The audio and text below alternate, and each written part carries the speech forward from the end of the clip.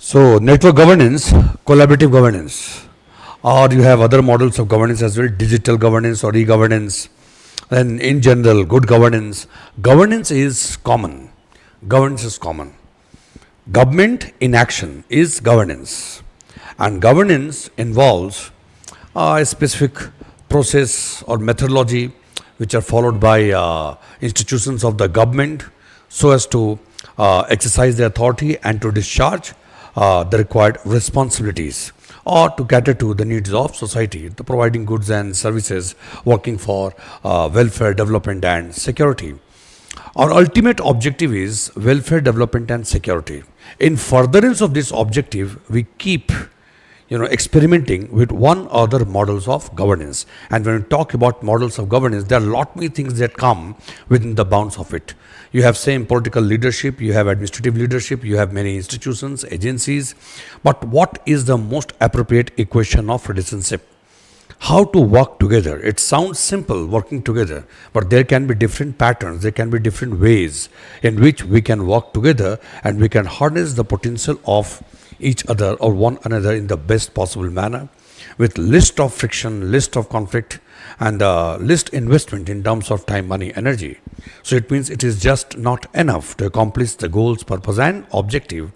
We have to accomplish goals, purpose, and objective in the best possible manner. And when we focus on this aspect of governance, that accomplishing ends is not enough. It has to be accomplished in the best possible manner with highest level of efficiency, economy, and effectiveness. Energy saved is equal to energy earned. Money saved is equal to money earned. And we can make more productive use of the same for the welfare development of the society. So that's why all governments, progressive governments all over the world, they keep working to improve the existing model of governance or to develop some new model of governance with the same objective. Accordingly, we have the models of these more contemporary models of governance like network governance and collaborative governance. Network governance and collaborative governance, two systems of governance, very contemporary in nature. A lot of debate, discussion has taken place. So network governance and collaborative governance, you can see it is inspired by the very basic idea that development or good governance or welfare, whatever we talk about, is basically a collective enterprise. Development is a multi-starter script. No government can accomplish growth and development for its society by unilateral action. Development basically means a good model of development is the one which is not merely concerned with throwing bounties on people or providing goods and services, which is not sustainable. It is about developing a self-sustaining cyclical process. It means you work on strengthening of the capacity, or you work on the capacity building. It means you contribute in the process of development of potential and providing for the expression of the same. It means society, the individual groups and communities, their potential is identified, that is nurtured, that is strengthened, and then you create an opportunity for the expression of the same, and the process goes on and on. It means the story of development should not be scripted by a vertical deliverance of goods and services. That is not sustainable. A story of development, a script of development can be written only when it becomes, it has a kind of upward flow of resources, which is utilized for the benefit of the society, and this way, and then there is a downward flow of goods and services. So what is going towards the people is something which has been generated by the people. So process goes on and on. This is a self-sustaining process. So when we talk about development, when we talk about governance, it is not just about identifying the needs and aspirations of the society and providing goods and services.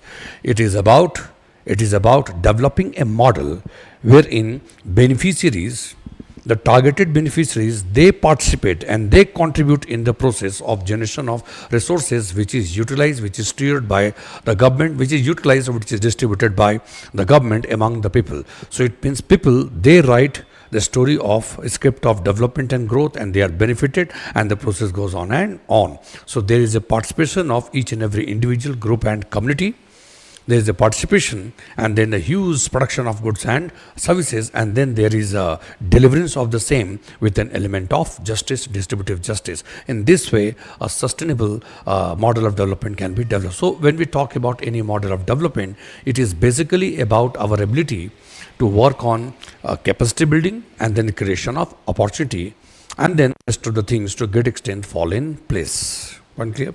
So when we talk about governance or when we talk about development, it is about developing a very productive and meaningful matrix of interdependency. It means the government institutions alone, by exercising the authority or by utilizing limited resources, they cannot bring any substantive change in the day-to-day life of the people.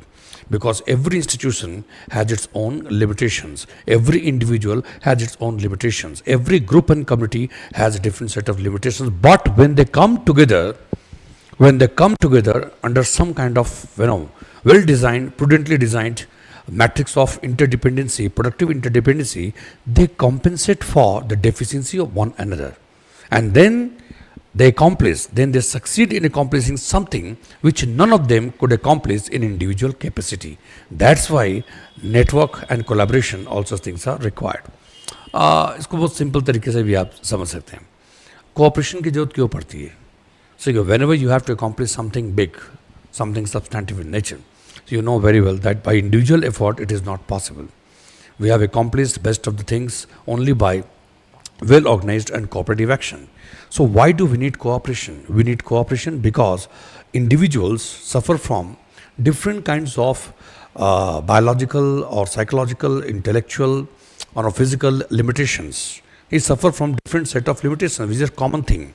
We differ from one another, but when we come together, we compensate for the deficiencies of one another, and finally we accomplish something which none of us could accomplish in individual capacity, whosoever you may be.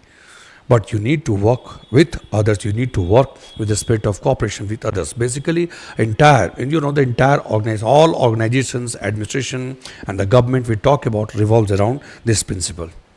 Okay, so this is one of the most important achievements of mankind, that we realized quite early the significance of collective effort, the significance of organized and collective effort to accomplish something much bigger than what we could accomplish in our individual capacity. And this is what has drawn the most prolific line of distinction between human beings on the one hand and animals on the other. They would be ruling this planet had they learned before us, or had they simply learned to work together. Yes, they cooperate, they also form a group, but at a very, in furtherance of very limited interest, they are capable of doing so. But human beings, we are capable of organizing diverse activities, processes, contributions from different groups, individuals, under a well-designed scheme to accomplish something much, much bigger than what we could have thought of accomplishing in individual capacity. And most of the achievements, all this in the world of science and technology or the cultural development, all such things, the development of social structure, all such things are the outcome of our collective effort, collective enterprise. This is about development. So when we talk about development, growth, welfare, it is about our ability. It is our ability to harness the potential of different individual groups and communities and to bring them in proper rhythm, so as to accomplish the bigger things in life, to improve the quality of life of the people. It is again this backdrop that we need to understand the concept of network governance and collaborative governance. So network governance and collaborative governance. When we talk about network governance, network, matrix of what? Different institutions and agencies. You have government institutions and agencies, government institutions, then you have your private sector, then you have non-governmental organizations, voluntary agencies, research and development organizations, then various community, the groups and communities, various groups and communities distinctly identifiable in furtherance of some specific goal and purpose. So government institutions, private sector institutions, government and the private sector, NGOs, voluntary agencies, research and development organizations, different groups and communities, when all of us put together, if we succeed in developing a productive and meaningful matrix of interdependency, then it becomes quite easier for us to make the governance far more efficient and effective in furtherance of the larger collective interest of society. So when we talk about network governance is about network governance refers to a model of governance wherein different institutions and agencies, although working for different goals and purpose with different method and process, okay, but in furtherance of some larger goal and purpose, different institutions and agencies, they come together. It is about management of that coordination. It is about developing a structure, a matrix of interdependency among different institutions. They cooperate with one another. They provide the desired impetus and support to one another in furtherance of some bigger goals. So that is about network governance. The advantage of network that you try to draw so as to make your process of governance far more efficient, far more effective. It means you develop a structure providing for a very systematic, a structure providing for the coordination among diverse institutions and agencies to accomplish something bigger with list of investment of time, money and energy. So it means highest level of efficiency and effectiveness, and then you also draw the advantage from the specialization of different institutions and agencies. Every institution has its own speciality, has its own it has its forte. So non-governmental organizations and agencies, they have certain advantages. They possess something which you cannot easily find in the government institutions and agencies, because they work in the rigid, the setup of rules, regulations, formalism, objectivity, impartiality.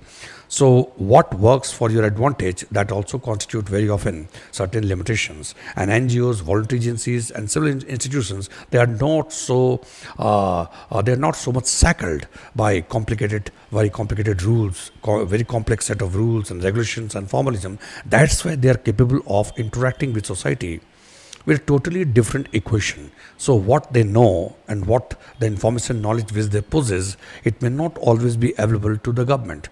So every institution has its own distinct identity in terms of the pattern or the equation of relationship it has developed with society.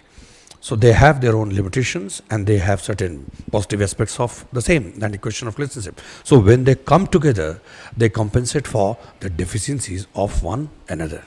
When they come together, when they cooperate with one another, then they can accomplish the ultimate goals and objectives in the best possible manner. That is network governance. So network governance, you have more than one institutions, government institutions, then private sector, or for that matter NGOs, voluntary agencies, institutions, they are connected to one another.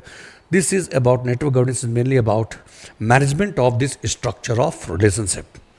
Management of the structure of relationship, so that you could accomplish the bigger goals in the best possible manner, because every institution has its own distinct advantage, merits as well as demerits. On the other hand, you have collaborative governance. The word collaboration is different from networking.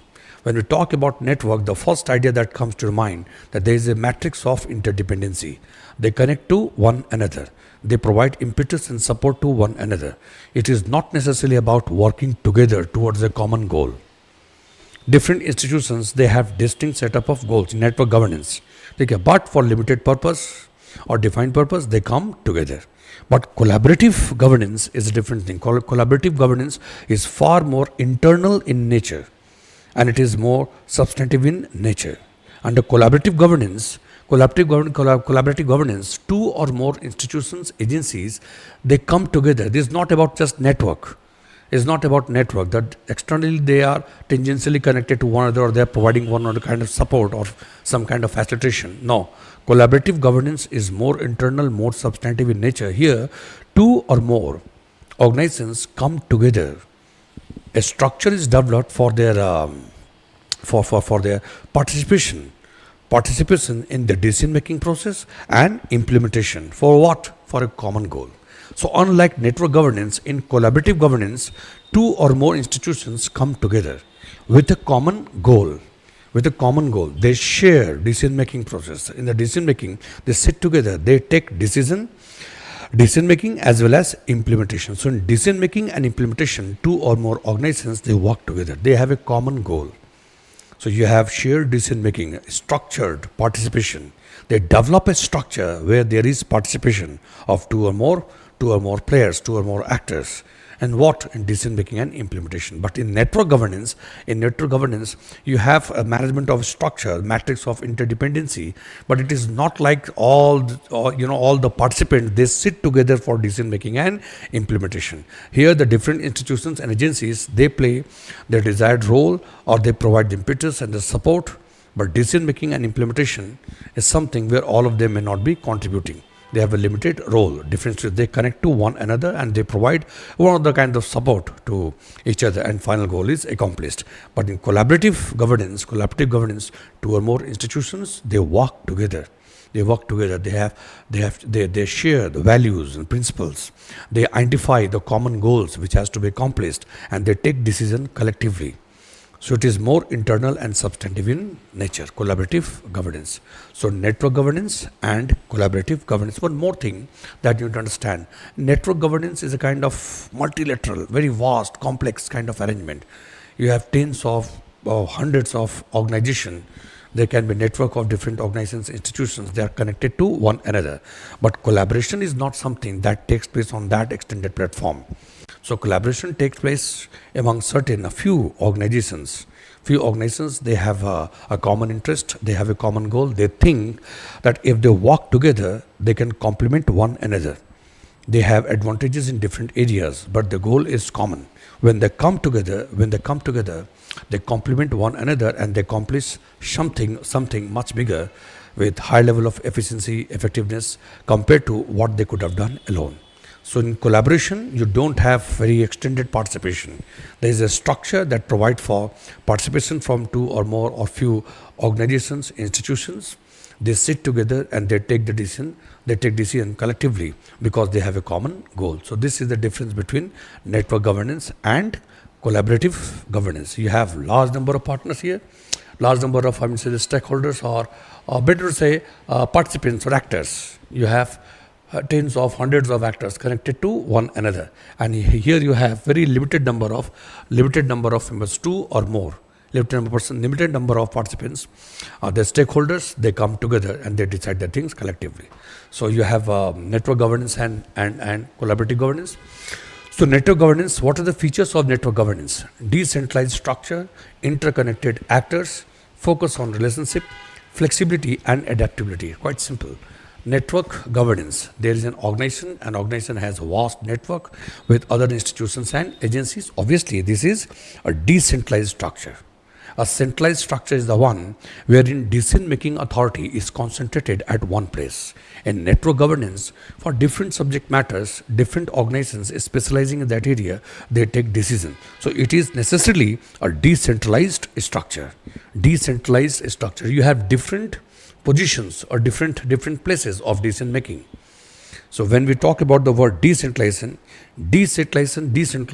as a process invariably involves creation of more than one centers of decision making. More than one centers of decision making having the distinct identity. When they come to it, means it provides for dispersal of authority and power pertaining to decision making. So at different points, different institutions, different types of decisions are being taken, and then the structure is such that they are brought together.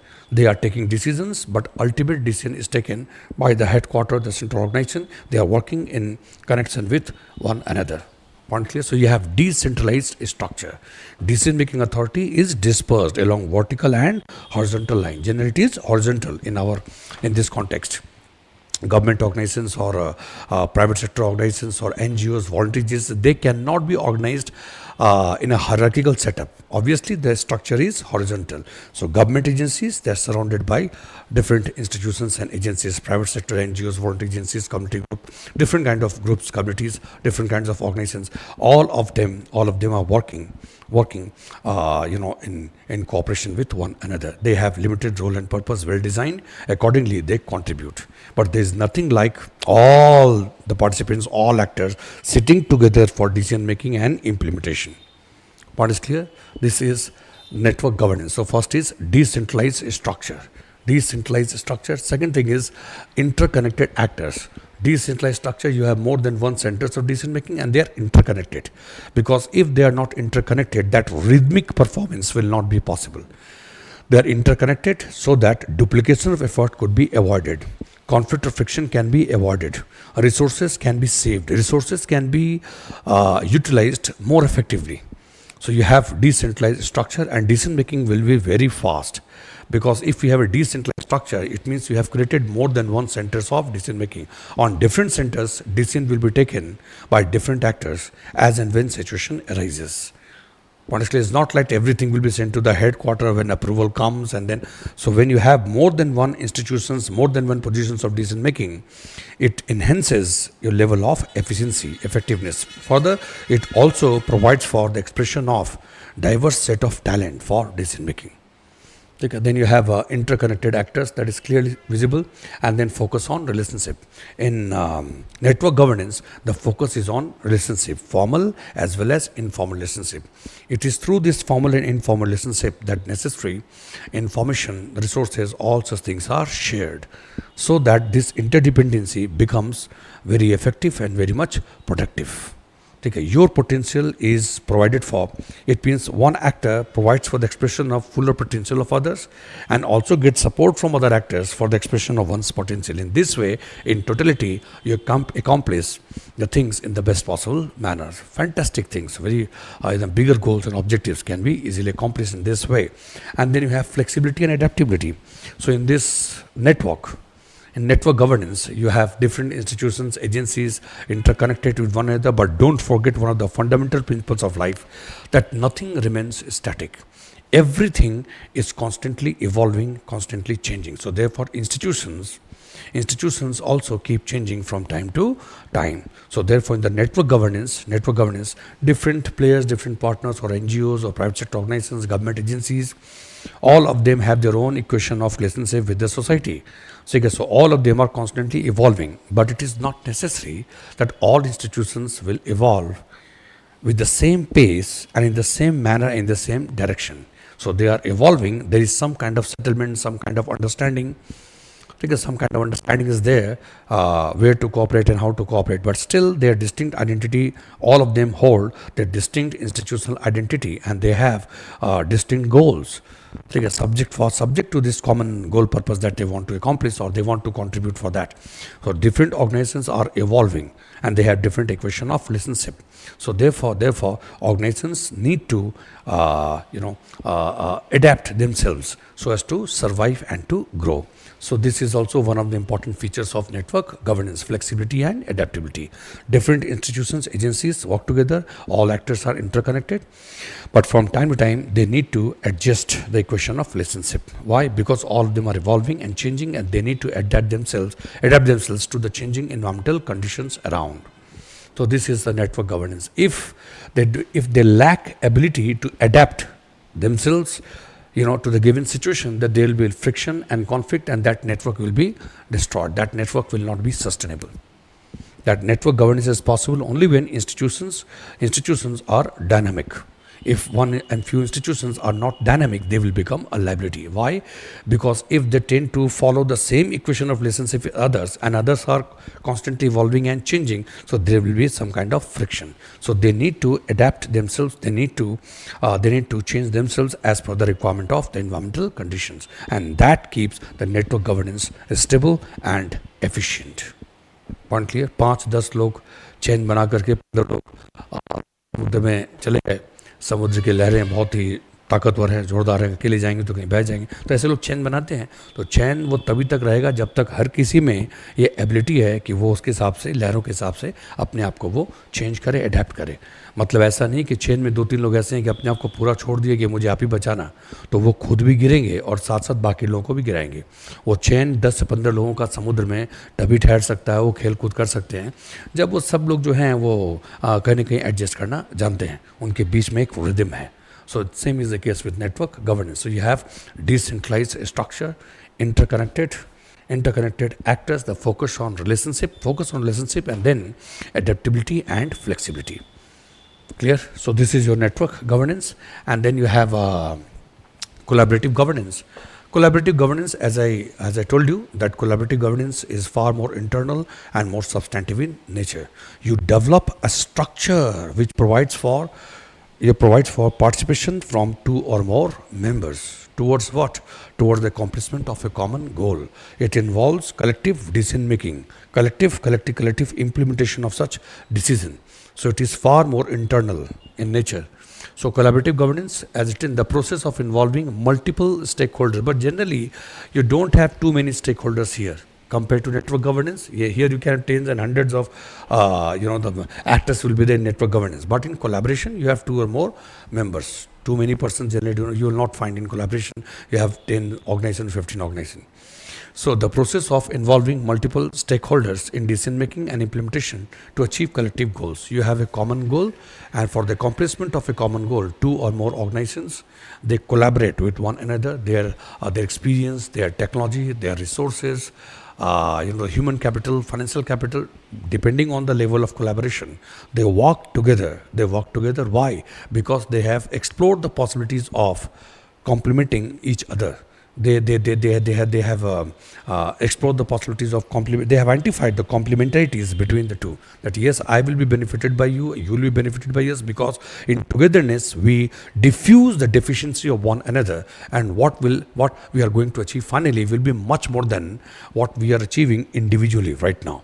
So that's why collaboration becomes essential. One is clear. So element of complementarities is important for collaboration. So you have a common goal and then you work together. That is collaborative governance. And collaborative governance, what are the features? You have a structured participation. What does that mean, structure? You need to draw a structure which provides for mandatory participation. Two or more the partners, or two or more the actors here, two or more performers, they come together, two or more organizations, they collaborate. So they need to develop a kind of structure within which such collaboration takes place on sustained basis. There can be a joint task force, there can be an advisory board or committee. So you can have committee or commissions or joint task force, something which has participation from two or more players, so that they could take decision collectively and they could implement the decision collectively, working together. So you have a structured participation, and then you have shared decision making. So decision making is shared. They take decision collectively. It is not like that different persons are taking decisions on different subject matters. It's not like that. They sit together and they decide the things collectively, and thereafter they can assign role. What Mr. A will do, or what organization B and organization C will do. So there is a collective decision making and implementation, shared decision making. And then you have inclusiveness, because collaboration invariably involves acceptance and appreciation of diverse views, opinions, different models of decision making. Because two or more collaborators, when they come together, it means collaboration is not possible without an element of inclusivism. When they decide to work together, it means you have to appreciate the ideas of others, even though it may be different from yours. So if you're not ready for that kind of appreciation of the difference, a different set of views, opinions, line of thinking, if you're not able to accept that, there is no meaning of collaboration. It means coming together for collaboration means that you approach the subject matter with an open-minded approach. You approach subject matter with open-mindedness, that yes, you should be ready to accept and appreciate the things which you have never experimented, but is based on the experience of others. So mutual acceptance for the ideas, diverse range of views, opinions, ideas, all are required to be taken care of, required to be appreciated, and then you take a decision, a balanced decision as it is required. So you have inclusiveness, and then you have trust and relationship building. Collaboration necessarily involves development of relationship based on trust and confidence. This is the feature, one of the important features, trust and relationship building. So gradually in the course of time, as you work together, shared decision making, shared values, so because that leads to building up of trust and confidence, and that also strengthen and improve the quality of collaboration and facilitates better accomplishment of goals. So you have network governance and you have collaborative governance. So sometimes it is used interchangeably, but that is wrong. There is a big difference between network governance and collaborative governance. Yes, what is common is this, that both of these models of governance are based on the basic idea that development, growth or the governance, it cannot take place. It's a collective enterprise. It cannot take place in isolation. So because the world has been designed like this, that we are the part of a big scheme, a very wide, broad scheme of things, a principle of integral existence. That each one of us, your individual, group, or community, or society, or nation, we are a part of a larger system. So there is already some kind of interdependency among us.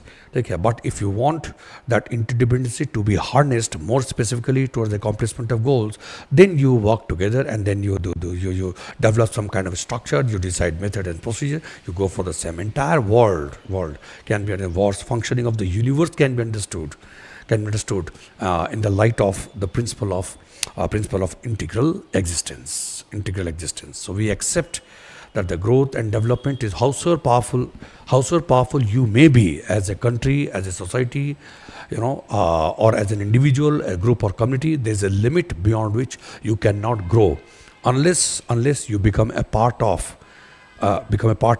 productive and meaningful matrix of interdependency, because all of us do suffer from one other kind of limitations. And why to say limitation? This is just why limitation. This is one of the the features, one of the defining features of our day-to-day life, that none of us is complete. And heterogeneity, we differ from one another, and heterogeneity is not an exception. This is one of the fundamental principles of life. कई दो फूल कभी एक जैसे नहीं हो सकते, ठीक है, दो फल एक जैसे नहीं हैं, एक ही फल में दो फल एक जैसे नहीं है, एक ही कैटेगरी को बिलोंग करने के बावजूद भी दो फूल एक जैसे नहीं होंगे. दोनों के क्वालिटी में बिल्कुल फ़र्क हो सकता है, दोनों के स्ट्रक्चर में फ़र्क हो सकता है, कलर में थोड़ा डिफरेंस हो सकता है. तो heterogeneity is not an exception, it is one of the fundamental principles of life. And growth and development is, in a way, it is about harnessing the potential or taking advantage of this heterogeneity, making it an asset, not a liability. So that depends on your ability to bring heterogeneous elements together in a kind of rhythmic association, and that is all about development. So that for that we need to develop a kind of structure. Are you getting a point? So it means heterogeneity is the common thing. Heterogeneity is everywhere. So somebody would say that heterogeneity becomes a liability. Heterogeneity leads to conflict or friction. And on the other hand, we can say heterogeneity is not the cause of friction or conflict.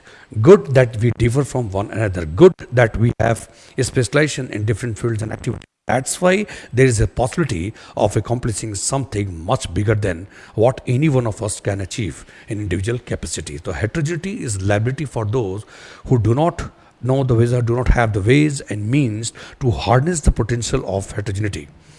A diverse interest, diverse line of thinking, is being brought together in some kind of rhythm. Diverse line of thinking being brought together towards the accomplishment of something bigger. If you have that ability, then heterogeneity is an asset.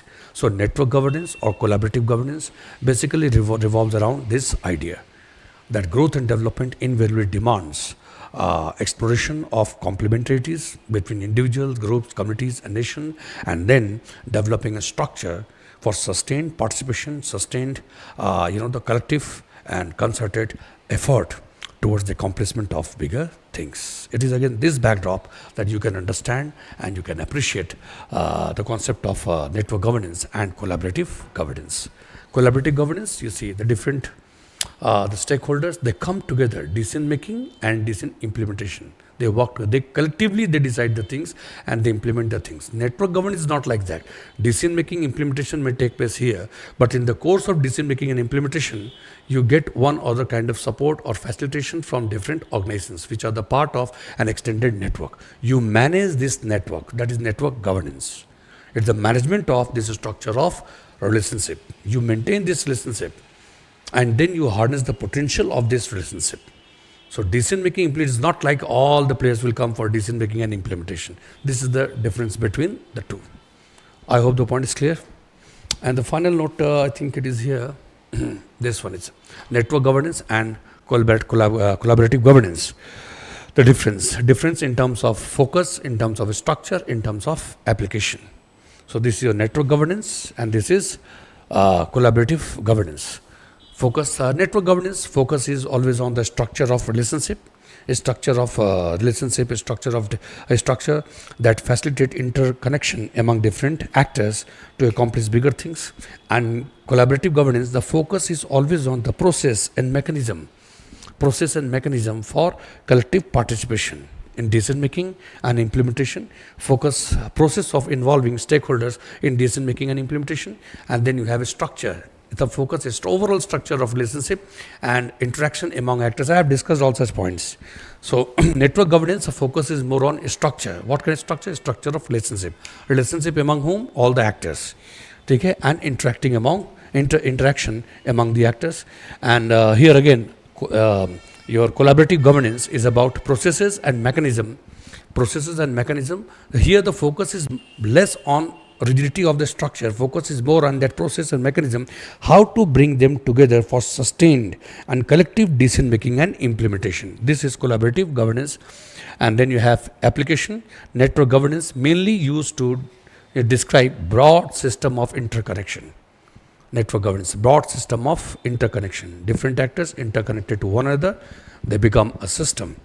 And different actors draw one other kind of advantage from this network of relationship. Clear? And collaborative governance, it is mainly about a structured participatory process. Participation or to our members. So participation should continue on sustained basis because they have to decide the things collectively and they have to implement the things collectively. This is not possible unless you develop a structure, you develop a process for sustained participation for collective decision making and implementation. So network governance and collaborative governance. Network governance and collaborative governance complementary to each other. Yes, there can be a network governance and then you can go for collaboration with some of the actors. You may have network with a large number of organizations, and then depending on the nature of subject matter where you have to work together, situations, circumstances, accordingly you may decide that with some actors you will go for collaboration. So network governance and collaborative governance are not mutually exclusive. They are interrelated concepts. What is clear? Thank you.